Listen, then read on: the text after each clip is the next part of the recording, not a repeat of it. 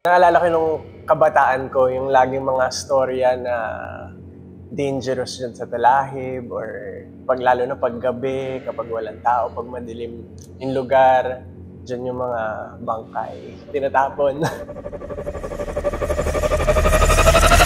Cementerio. Talaga. Or mga abandonadong place. Makati, tsaka masakit. Pag masakit yung tiyan mo, pupunta ka doon. Parang may mga maligno, may mga nuno sa punso. Puno ng uncertainty. Hindi mo makita, pero talahib, Makati. Nung bata ko, ginagawa ko. Pero sa pelikula, first time kong gumawa ng ganong klaseng theme. Naghahabol na sa talahib. First time ko to gawin sa pelikula. Yung experience, masaya naman siya. Makukulit yung mga kasama kong actors.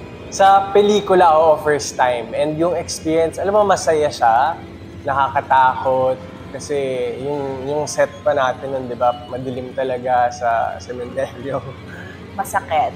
Kasi nung nagsushoot kami, kala mo, ganda-gandahan ka lang tatakbo, ha? Kala mo, dali-dali. Pag gaganyan mo, mahihiwa ka talaga. So, masakit.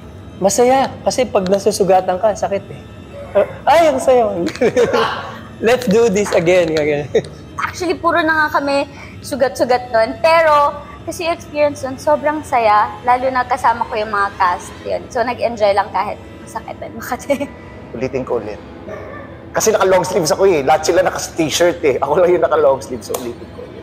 So, since first time ko siya, medyo icky siya sa feeling kasi tumatama yung mga talahib sa skin mo. So, diba medyo spiky siya. So, medyo masakit. Pero, yun naman yung gusto natin, diba? Yung minsan nasasaktan tayo. Hi, ako po si Iyo Canlas. Ako po si Angelie Sano. Samahan niyo po akong manood ng Talahib this coming September 4. Sa Sinag Maynila Film Festival, directed by Direk Alvin Yapan. Sigurado, matatakot kayo, matutuwa at isama niyo lahat ng mga pamilya niyo. See you!